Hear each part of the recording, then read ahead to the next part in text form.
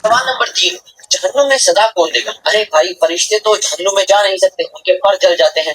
हाँ, फरिश्ते तो हर उस जगह पे नहीं जा सकते जहाँ उनके पर जल जाते हैं। तो जहन्नुम में सदा कौन देगा? शैतान तो वैसे ही कहेगा कि मैंने काम नहीं करना, और शैतान तो वाहिद है, जैसे खुदा वादउला शरीक है।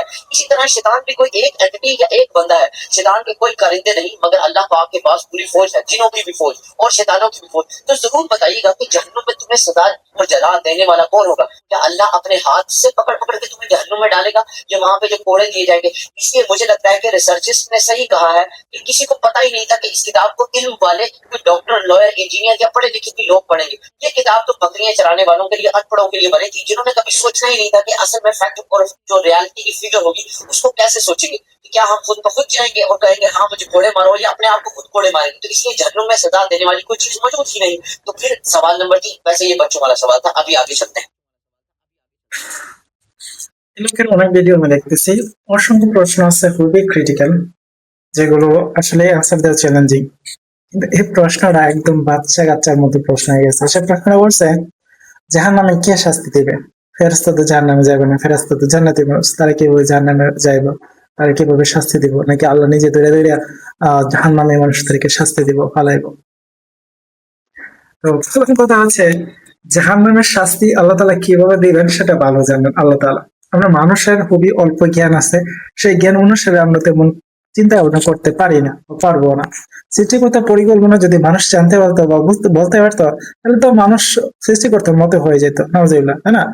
সৃষ্টিকর্তা হোল ইউনিভার্সের সৃষ্টিকর্তা যিনি, হোল ইউনিভার্স যদি আপনি চিন্তা করেন, আস্তাগফিরুল্লাহ, মানে এই স্ট্রাকচার, হোল ইউনিভার্সের মানে হিস্ট্রি আপনি যদি দেখেন, সৃষ্টিকর্তা যদি এই হোল ইউনিভার্স সৃষ্টি করতে পারে, প্রত্যেকটা জিনিসকে একটা নিয়মের ভিতরে বাইন্ধে দিতে পারে, যদি নিয়মের ভিতর না থাকতো সবকিছু ধ্বংস হয়ে যেত।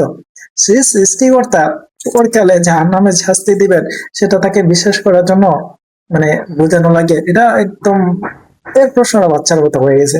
সে বলতেছে কি, এরকম চিন্তা ভাবনা তো ওই যে বকরি চালানো, মানে সাইকেল চালাতে নবী সাল্লাল্লাহু আলাইহি ওয়াসাল্লাম ওনার মতন লোকে লিখতে পারে, বা ওনার মতন মানুষেরাই অনুসরণ করতে পারে। দেখেন, মানে শাস্তি দেওয়ার জন্য আমরা সিম্পল একটা আনসার দিই, সিম্পল একটা আনসার। বিভিন্ন বড় বড় ফ্যাক্টরি আমরা দেখি না, যেখানে আগুন জ্বালে, যেমন ইট বাটা দেখছেন আপনারা কখনো? যে ইট বাটার ভিতরে, মানে ভিতরে গিয়ে কি কোনো মানুষ ইট পোড়ায়? ইট বাটার ভিতরে গিয়ে কোনো মানুষ ইট পোড়ায়? ইটের লগে সে পুরো পুরে কি কি বলে, মানে ইটকে পোড়ায়? মানে কমন সেন্স এতটুকু থাকা উচিত। আমাদের প্র্যাকটিক্যালি তো উদাহরণ আছে। ইটকে পোড়ানোর জন্য তো ইটের সাথে নিজেকে পড়তে হবে না, এতটুকু বলি। ইটকে পোড়ানোর জন্য অসংখ্য এক্সাম্পল আছে, জাস্ট এতটুকু বুঝলে চলবে যে ইটকে পোড়ানোর জন্য যে ইট বানাই তাকে ও পড়তে হবে না, ইটকে একটা প্রসেসিং এর মাধ্যমে ফালাই দেয়, ইট এমনিতেই পড়ে।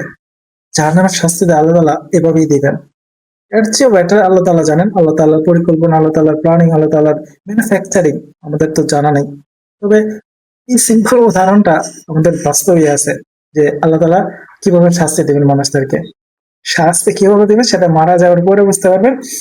যদি মারা যাওয়ার মানে অবধি ইমানদার না হয়ে থাকেন, সৃষ্টিকর্তাকে বিশ্বাস না করেন, সমস্ত পাপের জন্য ক্ষমা না চান, তাহলে বুঝবেন, নিজে চোখে দেখবেন যে জাহান্নামে সৃষ্টিকর্তা কিভাবে শাস্তি দেয়, জাহান্নামে ফেরেশতারা যেতে পারবে কিনা, বা আল্লাহ তাআলা নিজে হাতে শাস্তি দেবে কিনা বুঝতে পারবেন। বেশি সময় না, আল্লাহ তাআলা বলছেন হোল ইউনিভার্সের তুলনায়, মানে পৃথিবী খুবই অল্প সময় মানুষ পৃথিবীতে জীবনযাপন করবে, খুবই অল্প সময় আছে, কিয়ামত হয়ে যাবে, বেশি সময় নাই। পরে বুঝতে পারবেন আসলে প্রকৃতপক্ষে সৃষ্টিকর্তা কি জিনিস, আর সৃষ্টিকর্তা কিভাবে বিচার আচার করে এবং কিভাবে শাস্তি দেয়।